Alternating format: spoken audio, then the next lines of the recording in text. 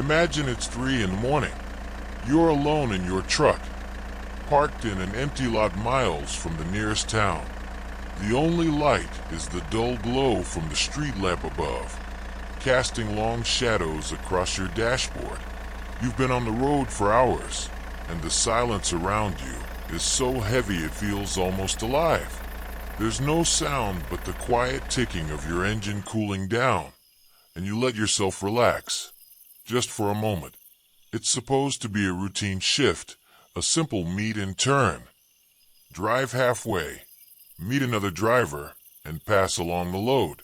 It's a job for those who know the road well, who understand the solitude of the night, the strange comfort of the dark. But tonight something feels different, something you can't quite name, but can't shake either.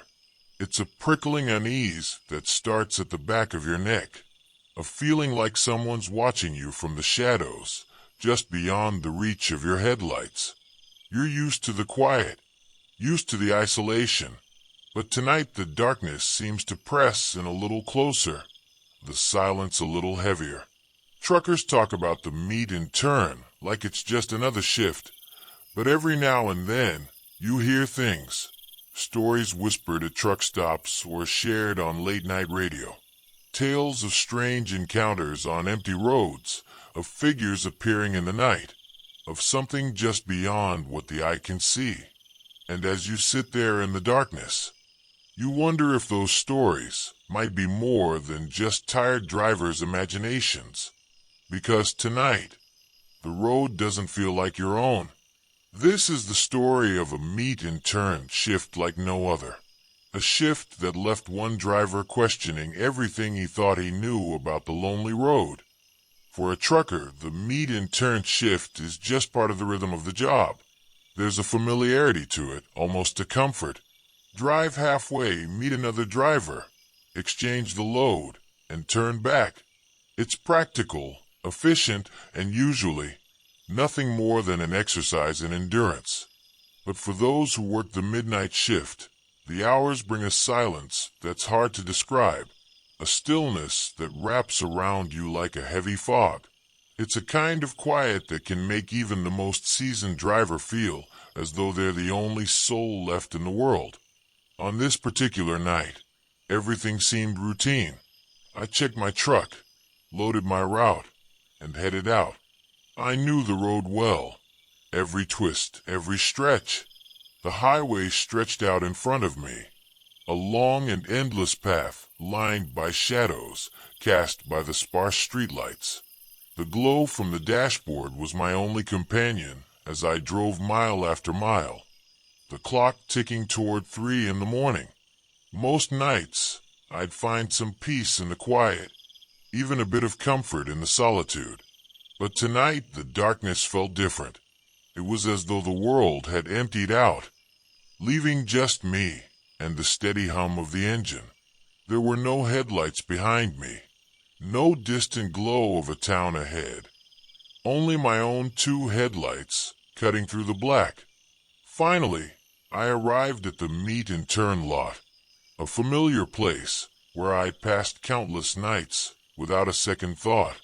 It was isolated, hidden away from any signs of life, just an empty expanse of concrete under a flickering light. I pulled in, parked, and cut the engine, letting the silence close in around me. The clock read 3:02 a.m. I leaned back in my seat, glancing around. The lot was empty, just a vast open space under a blanket of night. The shadows seemed to cling to the edges of the light, deep and unyielding, as if they were waiting just beyond reach. I told myself it was nothing, that I'd been here dozens of times before. This was just another night, just another shift. But as I sat there, alone in that empty lot, I couldn't shake the feeling that something was off. It was an unease that I couldn't quite put my finger on, a creeping sense that I wasn't as alone as I thought. I brushed it off, convincing myself it was only my mind playing tricks, that the quiet was just a little too quiet tonight. After all, it was just another night on the road. The night was still, the kind of stillness that settles deep, wrapping around you until even the smallest sound seems to echo in your mind. I was early, a full hour before the other driver was set to arrive. In this line of work, you take rest wherever you can find it, and this lot, though empty and dark, was as good a place as any to close my eyes for a bit. I leaned back in my seat, letting out a long breath, the weight of the road slipping off my shoulders for just a moment. The only sound was the slow ticking of the engine as it cooled, a gentle rhythm that seemed to match my own heartbeat. It was quiet, too quiet. Even with the windows rolled up, I could hear nothing outside. No rustling of leaves, no distant hum of passing cars. Just silence, a silence that felt heavy, almost unnatural. As I settled into the seat, I felt the quiet seep into my bones. My eyes grew heavy, and despite a faint unease tugging at the back of my mind, I decided to take a quick nap. Just a few minutes. Just enough to take the edge off the exhaustion that comes from staring at the road for hours on end. But even with my eyes closed, I couldn't shake the sense that the quiet wasn't normal. The silence seemed alive, pressing in on me, making me hyper-aware of the tiniest sounds, the soft creak of the truck settling, the faint rustle of my jacket, even the quiet thump of my own heartbeat. And then, somewhere out there, in the dark, I thought I heard something faint, barely a whisper. I told myself it was nothing, just my tired mind filling the void. But as I lay there, it felt as if the silence itself was listening, waiting for something, for me to let my guard down. Minutes passed. The stillness was suffocating. Every now and then, I'd open my eyes and glance around, but the lot remained empty, bathed in shadows that seemed to cling to the edges of the light. I tried to shake off the feeling, telling myself it was all in my head. After all, I'd done this 100 times before, but that night, the darkness felt closer, the silence heavier, and in that quiet, an unease began to grow. But it was just a nap, I told myself. Just a bit of rest, in a place that was supposed to be safe. I let my eyes close again, trying to push away the gnawing feeling that something was wrong. I'm not sure how long I'd been asleep. Could have been a minute, maybe 10.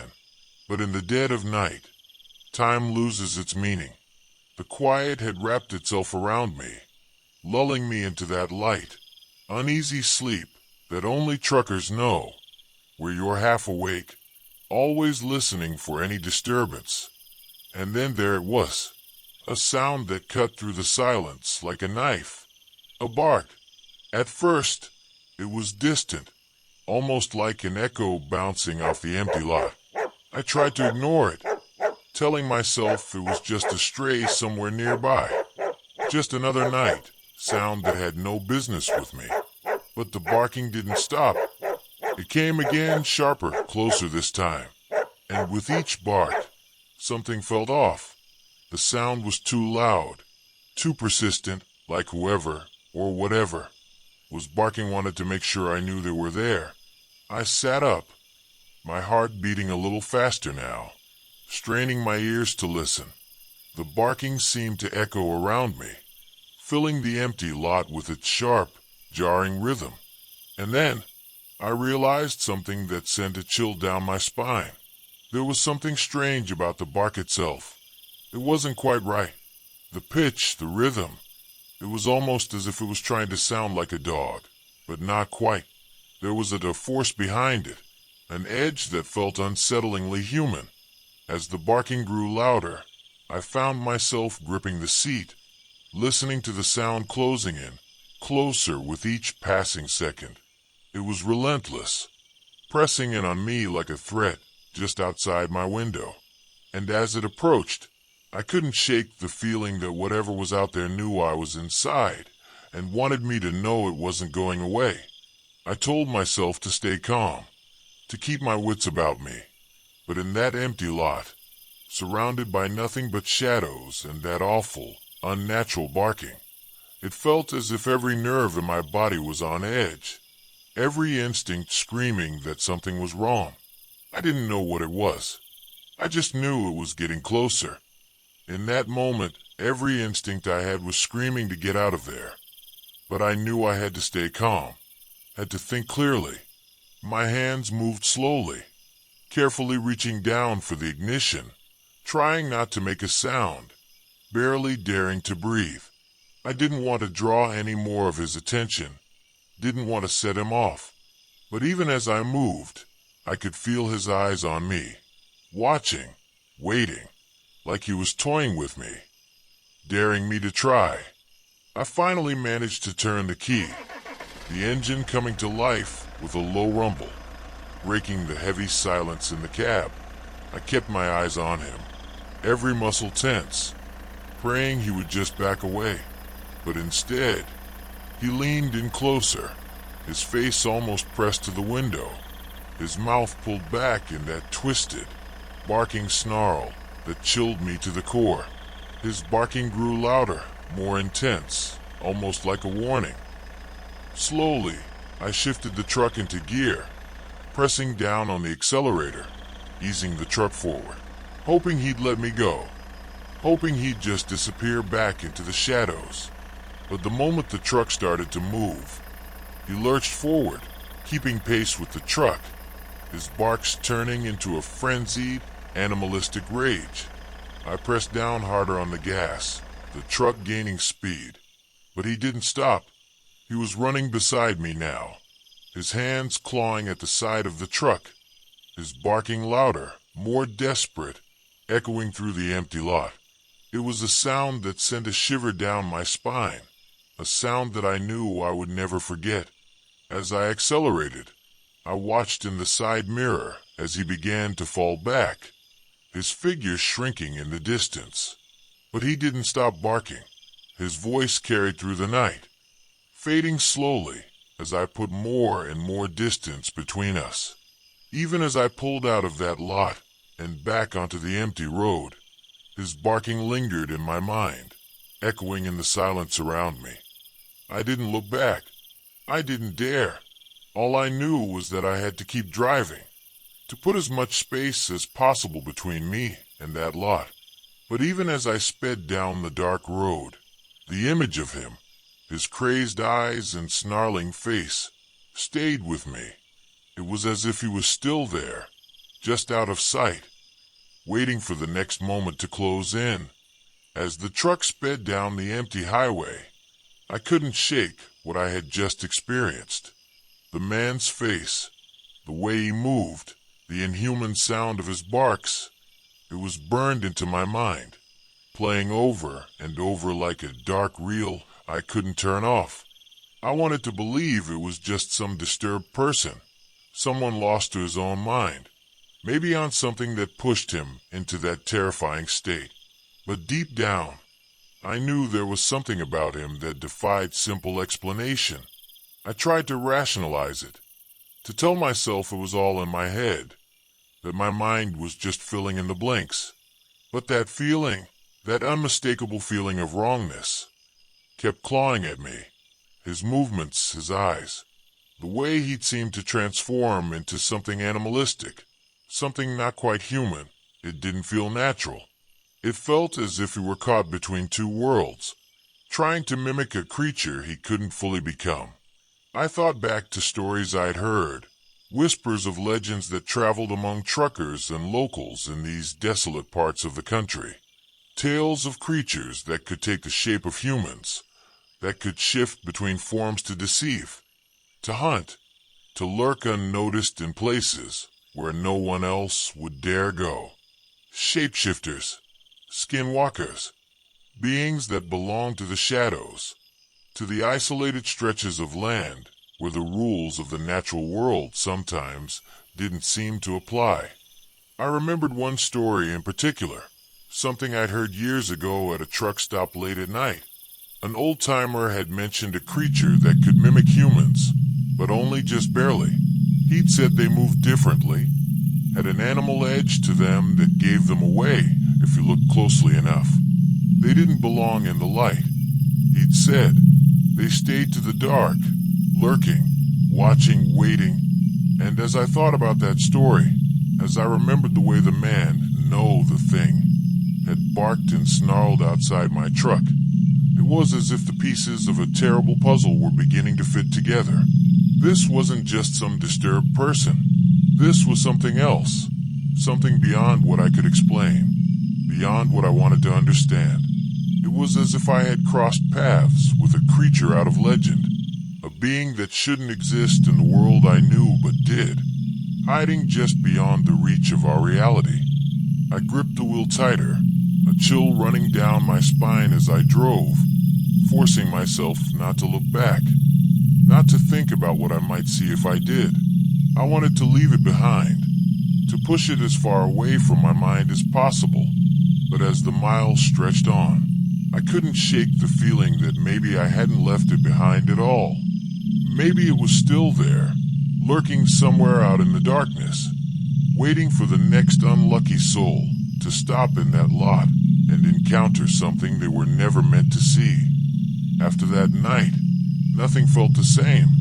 I kept telling myself it was just a bad experience, a strange encounter with someone disturbed or dangerous.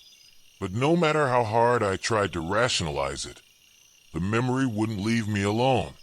It clung to me, like a shadow that stretched into every corner of my mind, lurking just out of sight, but never far away. Sleep was the first thing to go. Every time I closed my eyes, I was back there in that empty lot, staring into the wild eyes of something that felt barely human. The memory of that barking, that twisted face pressing close to the window, haunted me. Night after night, I'd wake up in a cold sweat, my heart pounding as if I were still trapped in that cab, as if he, or it, was still right there, waiting on the other side of the glass. And even when I wasn't dreaming, the paranoia lingered. Every time I drove near that area, every time I passed another lonely stretch of road in the dark, I felt it creeping back. My eyes would dart to the mirrors, scanning the shadows, watching for any movement that didn't belong. It was as if the silence itself had taken on a new weight, pressing down on me, reminding me of what I'd seen, what I couldn't unsee. Every little sound, every gust of wind, every creak of the truck, it all felt wrong. The road that had once been a place of solitude, of peace, had turned into a trap, a place where I could never feel truly alone or safe again. And in those long hours, driving through the night, I couldn't shake the feeling that something was watching, waiting, hidden just beyond the reach of the headlights. People say that fear fades with time, that we can move on from things that haunt us. But some things leave a mark that doesn't go away. That night changed something in me, left a scar that I couldn't erase. I don't know what I encountered out there, whether it was a man, a creature, or something I'll never fully understand. But whatever it was, it's still with me, lingering in the shadows, in the silence, in the places where the light doesn't reach. For a long time, I kept the story to myself. Who would believe me? How could I explain what I'd seen without sounding unhinged? But the memory haunted me, refusing to fade. So one night, in the quiet isolation of another truck stop, I decided to search for answers. I started asking questions in forums, places where truckers share road tales and odd encounters. I kept it vague at first, hesitant to reveal too much. But then, slowly, stories began to surface. Tales from other drivers who'd felt the same gnawing fear, the same sense that they weren't alone on the road at night. Stories that hinted at shadows in the distance, strange figures on lonely highways, and encounters with people who didn't feel quite human. One story stood out. A trucker described a night he'd stopped on an empty stretch, only to be confronted by someone something that looked human but acted like a wild animal. with eyes that didn't belong to this world. He spoke of the same unnatural barking, the same primal rage in its movements, the feeling that he was staring at a creature caught between forms. Reading his words was like seeing my own story unfold all over again. And it didn't end there. Other drivers chimed in with similar tales, shapes shifting in the darkness, strange figures mimicking animals, voices that echoed in ways that defied explanation. They spoke of the remote places, the quiet stretches of road where silence feels alive, where shadows hold secrets we're not meant to understand. With every story I read, my own experience felt less like a hallucination, less like the product of exhaustion. These weren't just isolated incidents.